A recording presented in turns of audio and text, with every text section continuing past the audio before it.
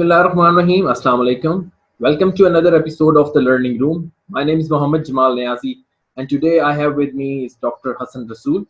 He's assistant professor in Pakistan Institute of Development Economics, and he's a founder of 3 startups. Assalamu alaikum, sir. वालेकुम सलाम। कैसे हैं sir आप? जी जमाल, आप कैसे हैं? Alhamdulillah, sir. I am fine. Alhamdulillah. Sir, I have gone through your profile. तो मैंने इसमें देखा कि आपका जो कोर एरिया है that is stress management, well being and spirituality, and today the topic of our video is well being, human well being basically. So please tell us what is human well being. जी जमाल, आपने पहला सवाल ही काफी comprehensive question है आपका कि well being क्या है। Well being के बारे में काफी तवील अरसे से बहुत सारी रिसर्चेस भी कंडक्ट की जा रही हैं। इस चीज के बारे में जानने के लिए कोई नया सवाल नहीं है। हजारों सालों से इंसान इस जुस्तजू के अंदर है, वो आइडेंटिफाई करे कि कौन सी ऐसी चीज है जो उसके लिए एक मुकम्मल सुकून का बायस बनती है, कौन सी ऐसी चीज है जिसको इस बात की बुनियाद करार दिया जाए कि इंसानी फलाह क्या है, कौन सी ऐसी बात है जो कि अगर अचीव हो जाए तो इंसान को ये बात महसूस हो कि उसकी जिंदगी का मकसद पूरा हो गया। तो वेल बीइंग के मुख्तलिफ तरह की कंसेप्चुलाइजेशंस हैं, मुख्तलिफ तरह के पैमाने हैं। तो all in all well being एक ऐसी सूरत हाल का नाम है जहाँ पे इंसान एक मुस्तकिल सुकून महसूस करे और एक ऐसी सेटिस्फेक्शन एक्सपीरियंस करे जो कि लॉन्ग लास्टिंग। वेल बीइंग की डेफिनेशन जो है वो बड़ी ही कंटेक्चुअल किस्म की आमतौर पे डेफिनेशंस एग्जिस्ट करती हैं। बाज डेफिनेशंस ऐसी हैं जो कि इसको किसी मटेरियल अचीवमेंट के साथ रिलेट करती हैं। बाज इसकी डेफिनेशंस ऐसी हैं जो बताती हैं कि it is far beyond material gains and it includes something called psychological wellbeing. और फिर कुछ चीजें इसमें ऐसी भी हैं कि जिनका ताल्लुक एक सोसाइटी के साथ है, जिस सोसाइटी में हम रहते हैं उसके हवाले से मुख्तलिफ तरह के इंडिकेटर्स जो हैं वो भी उसको इसका पार्ट समझा जाता है। लेकिन ये well being, happiness, pleasure, satisfaction, ये सारी टर्म्स ऐसी हैं जो कि बड़ा इंटरचेंजेबली यूज भी हो रही हैं। इनमें कोई डिफरेंसेस भी होंगे, लेकिन ऑल इन ऑल जो एक बेसिक कॉमनैलिटी है वो कॉमनैलिटी ये है कि वेल बीइंग जो है वो इंसान की one of the biggest desires है। और इसी तरीके से इंडिविजुअल लेवल पे भी, अभी इदारों में भी वेल बीइंग की बात हो रही है और हुकूमती लेवल पे, और फिर एक बहैसियत नो इंसान जो है वो इस जुस्तजू के अंदर है कि वो इस बात को अंडरस्टैंड करे और वो वाले तरीके कार आइडेंटिफाई किए जाएं जिससे वेल बीइंग इंश्योर की जा सकती है। सर, अभी तक की डिस्कशन से ये वाजिया होता है कि वेल बीइंग जो है वो किसी भी इंडिविजुअल की लाइफ का एक पार्ट हो सकता है या है भी, और उसके साथ साथ ये किसी भी फील्ड में एग्जिस्ट करती है। तो हम अगर मेजर टाइप्स की बात करें तो स्पेसिफिकली वेल बीइंग की कौन-कौन सी मेजर टाइप्स हैं? वेल बीइंग की जैसे मैं अभी जिक्र कर रहा था कि मुख्तलिफ तरह की डेफिनेशंस हैं और वो डेफिनेशंस ही अल्टीमेटली इस बात को डिटरमिन करती हैं कि इसकी क्या टाइपोलॉजीज होंगी।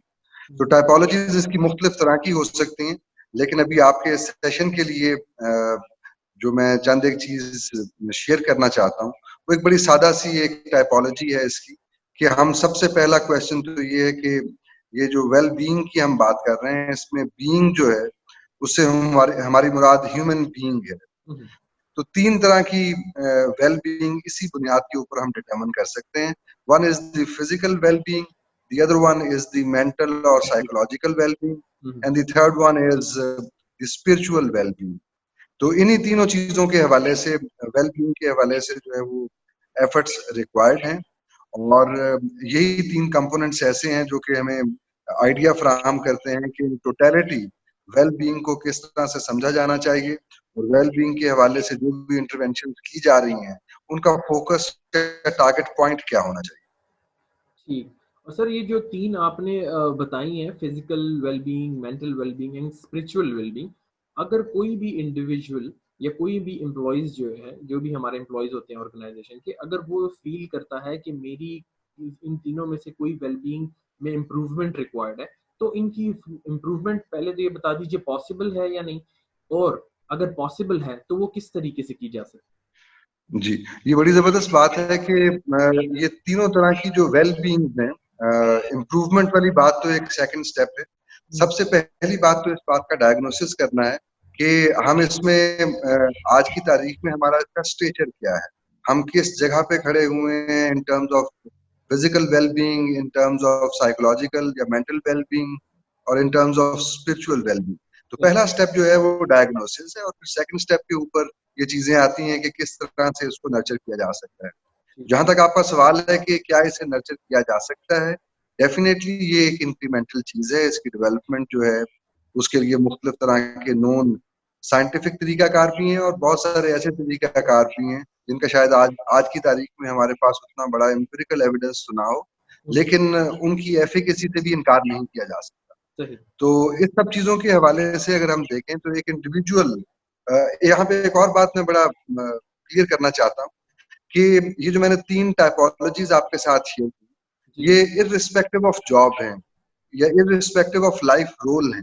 یعنی یہ والی کسی بھی ایک انسان جو کہ ایک فرد کی حیثیت میں ایگزسٹ کرتا ہے, وہ ان 3 طرح کی ویل بینگ کا فوکس جو ہے وہ اس کی زندگی کا ایک بنیادی معیار ہوتا ہے کہ وہ ان 3 چیزوں کی نرچرنگ یا ڈیولپمنٹ جو ہے اس کے اوپر فوکس کر کے توجہ دے کے اپنی ایک اوور آل ویل بینگ کو امپروو کر سکتا ہے. فزیکل ویل بینگ ایک ایسی چیز ہے کہ یہ بڑی ایک ظاہری چیز ہے اور ہم اس کو بڑی آسانی سے آئیڈینٹیفائی بھی کر سکتے ہیں.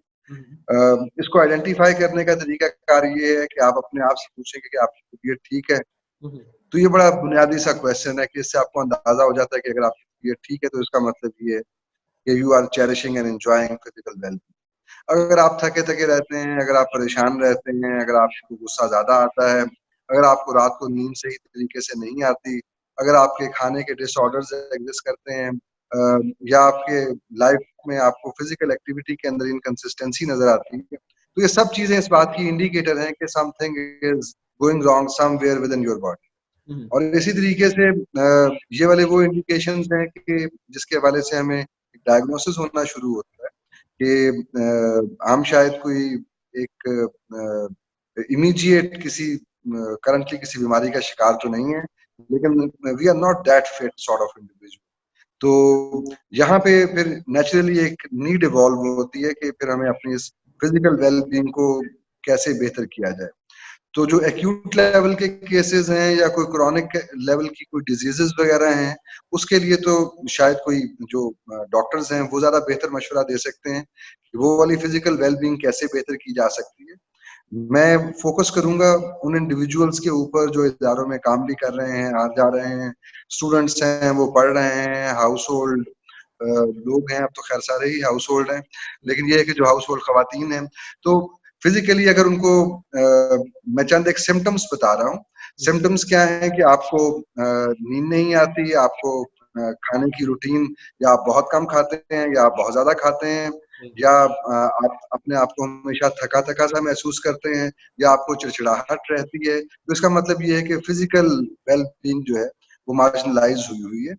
اور اس طرح کی صورتحال کے اندر ہمیں 2 چیزوں پہ فوکس کرنا ہے.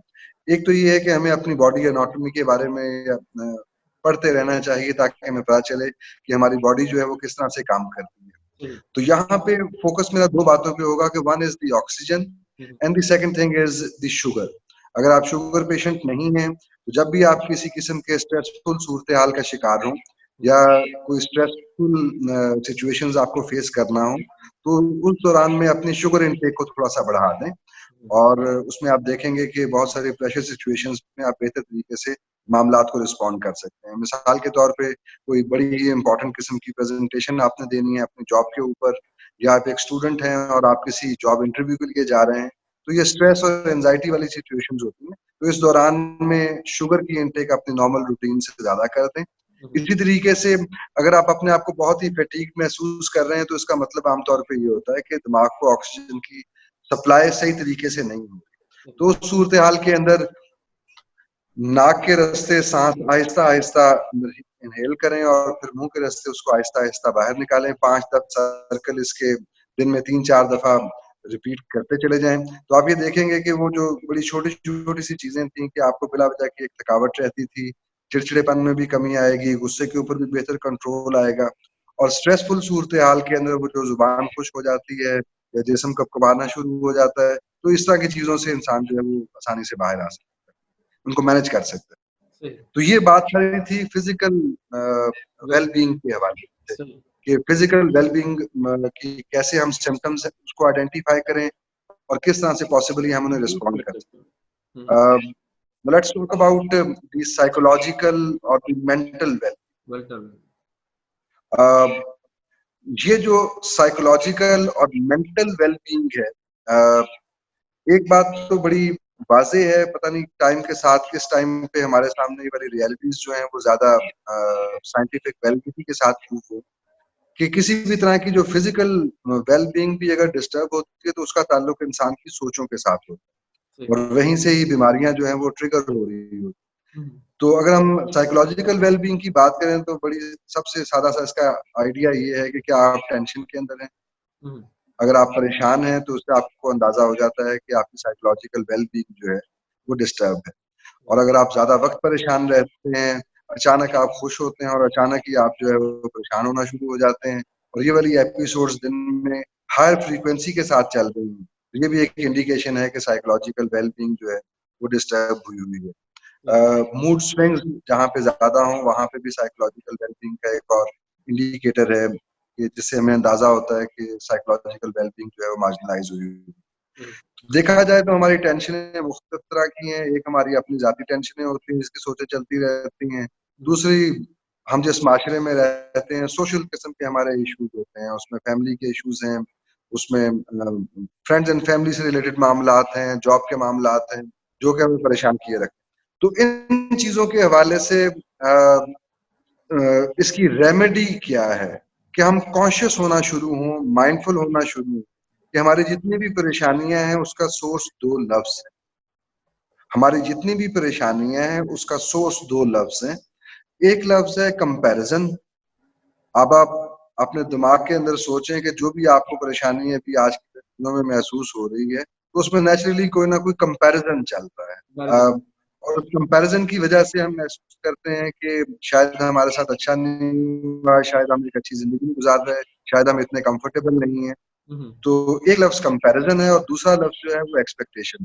میرا یہاں بات کرنے کا مطلب قطعاً یہ نہیں ہے کہ کسی چیز کے اوپر کوئی امیدیں نہیں لگانی چاہیے, لیکن امیدیں ریزلٹس پہ نہیں لگانی چاہیے. ہمارے جتنی بھی ایکسپیکٹیشنز ہیں وہ پروسیس کے ساتھ ریلیٹڈ ہونی چاہیے, اپنی ایفرٹس کے ساتھ ریلیٹڈ ہونی چاہیے.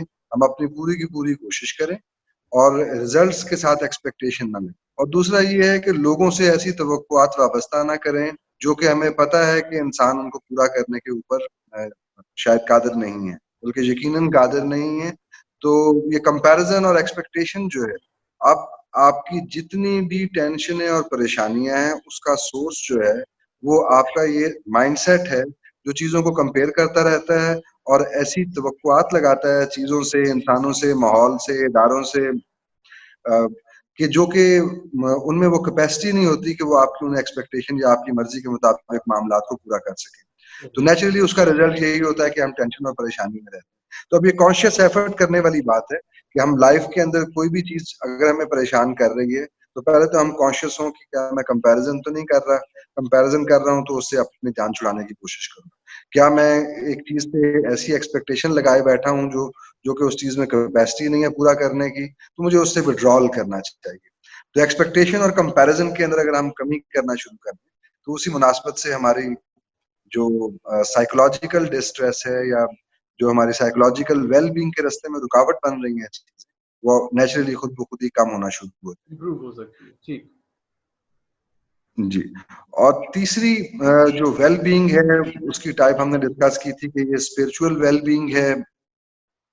اسپرچول ویل بینگ کا تعلق جو ہے وہ ایک انسان کی طرز فکر سے ہوتا ہے. جیسے سائیکولوجیکل ویل بینگ میں ہم نے یہ والی بات ڈسکس کی کہ ایک انڈیویجول جو ہے وہ کس انداز میں سوچتا ہے اور وہ کس ماحول کے اندر اپنے آپ کا ذہن کس طرح سے تیار کرتا ہے, تو یہ اس کی بھی بیس کے اوپر ایگزسٹ کرتی ہے. اگر دیکھا جائے تو اسپرچول ویل بینگ سے پہلے اگر ہم سول کو تھوڑا سا ڈسکس کر لیں تو اگر ہم دیکھیں تو ایک مردہ آدمی میں سے ایک چیز نکل جاتی ہے اور وہ چیز زندہ آدمی میں موجود ہوتی ہے اور ہم کہتے ہیں یہ روح ہے. جس میں سے نکل جاتی ہے وہ چلنا پھرنا, بات چیت کرنا, ٹینشن لینا اور ہر چیز ہی چھوڑ چکا ہو, اور جس کے اندر یہ چیز موجود ہوتی ہے وہ ان تمام کی تمام صورتحال کے اندر اپنا ایک کردار ادا کر رہا ہو. تو یہاں سے ہمیں یہ والی بات سمجھ میں آتی ہے کہ یہ جو اسپرچل ویل بینگ ہے یہ ایٹ دی بیس ایگزسٹ کرتی ہے. جب تک آپ کی اسپرچل ویل بینگ نہیں ہوگی, سائیکولوجیکل ویل بینگ اور فزیکل ویل بینگ جو ہیں وہ تو اس کے بائی پروڈکٹس ہیں. تو سم ہاؤ ایک بڑا ایمفسس کی ضرورت ہے اس چیز کے اوپر کہ ہم اسپرچل ویل بینگ کو سب سے پہلے تو انڈرسٹینڈ کریں, اور پھر اس بات کو آئیڈینٹیفائی کریں کہ وہ کون سے ایسے میکنزمس ہیں, کون سے ایسے ٹولز اینڈ ٹیکنیکس ہیں جس سے ہم اپنی اسپرچل ویل بینگ کے اندر اضافہ کر سکیں. کیونکہ اسپرچل ویل بینگ جو ہے وہ ایٹ دی کور ہٹ کرتی ہے, اور اس کے پھر آٹومیٹکلی نیچرل کانسیکوینسز کے طور کے اوپر مینٹل اور فزیکل ویل بینگ جو ہیں وہ تو نیچرلی خود بخود ہی ریپ ہونا شروع ہو جاتی ہے. اور اگر نہ بھی ریپ ہوں تو that is sort of enlightenment اور sort of achievement in life, جو کہ بہت ساری چیزوں کو خود بخود ہی اوور رائڈ کر دیتی ہے, اور جو بھی کسی چیز کے نیگیٹو کانسیکوینسز ہیں ان کو انسان اس طریقے سے محسوس نہیں کرتا. تو یہ اسپرچل ویل بینگ جو ہے وہ بذات خود کیا ہے, یہ کس طریقے سے حاصل کی جاتی ہے. اسپرچل ویل بینگ کا بڑا سادہ سا مطلب یہ ہے کہ ہمارے اندر ایک روح موجود ہے, اور وہ روح جو ہے وہ کسی نہ کسی خالق کے ساتھ ایک کنیکٹیوٹی کے اندر ایگزسٹ کرتی ہے. اس بات کی اگر کانشیس لیول کے اوپر انڈرسٹینڈنگ ہو اور یہ والی چیز انسان کے بلیف کا حصہ بن جائے تو نیچرلی وہ اس بات کو سمجھنا شروع ہو جاتا ہے کہ سب معاملات جو بھی اس دنیا میں چل رہے ہیں وہ اللہ کی طرف سے ہیں. اس کی مرضی صرف اسی حد تک ہے کہ وہ ایک چیز کا ارادہ کر سکتا ہے, اور اس ارادے کے جو نتائج ہیں وہ اس کے اختیار میں نہیں ہیں. اور یہ والی بات کا جان لینا جو ہے ذات خود اس کو ایک ایسی زندگی سے متعارف کرواتا ہے جہاں پہ خوشی جو ہے وہ ایسا نہیں ہے کہ اس کی ایک ایپیسوڈ آئے اور ختم ہو جائے. وہاں پہ ایک کنٹینیوس لیول کے اوپر جو ہے انسان ایک سکون آشنا زندگی کو انجوائے کرتا ہے. تو یہ جو اسپرچل ویل بینگ کا سفر ہے اس میں بزرگ بتاتے ہیں کہ یہ شروع جو ہے وہ خود شناسی سے ہوتی ہے کہ انسان اپنے آپ کو انڈرسٹینڈ کرے. تو اس سے پہلے جتنی بھی باتیں ہم نے ڈسکس کی ہیں, انسان کو اپنے جسم کے بارے میں اچھے طریقے سے پتا ہونا چاہیے, انسان کو اپنی سوچوں کے بارے میں یا اپنے دماغ کے بارے میں اچھے طریقے سے پتا ہونا چاہیے, اور خود شناسی کا جو تیسرا لیول ہے کہ انسان کی روح کیا ہے اس چیز کے بارے میں اس کی ایک بہتر انڈرسٹینڈنگ ایگزسٹ کرنی چاہیے. تو یہ وہ چیزیں ہیں جو کہ ایک سٹارٹنگ عمل ہے, اور اس کو ابھی سے شروع بھی کیا جا سکتا ہے. جیسے اس کی کئی مثالیں ہو سکتی ہیں. سادہ سی مثال یہ ہے کہ روح ہمارے اندر موجود ہے, اس کے بارے میں ہم جانتے اس لیے کچھ نہیں کیونکہ ہم نے کبھی اس کے اوپر توجہ دینے کی کوشش نہیں. تو جیسے جیسے ہم کسی چیز کے اوپر توجہ دیتے ہیں اس چیز سے متعلق علم جو ہے وہ ہمارے اوپر منکشف ہونا شروع ہوتا ہے. صحیح. Sir thank you so very much for your time. آپ نے ہمارے لیے کافی ٹائم نکالا, اور جو نالج آج شیئر ہوئی ہے ہمارے ساتھ, I think that is very useful for all of us. اور ہماری جو پروفیشنل یا پرسنل لائفس ہیں اس میں یہ نالج جو ہے وہ بہت معنی رکھتی ہے. اپنی آڈینس کے لیے میں یہی کہوں گا کہ فزیکل, مینٹل اور جو اسپرچل ویل بینگ ہے اس کا سب بہت خیال رکھیں. جی جمال, آخر میں بس میں ایک بات ایڈ کرنا چاہتا ہوں کہ اسپرچل ویل بینگ کو حاصل کرنے کا بہترین طریقہ کار یہ ہے, جیسے ابھی ہم روح کی بات کر رہے تھے تو روح سے متعلق معلومات اکٹھی کریں, گوگل بھی کریں, لوگوں سے بھی پوچھیں.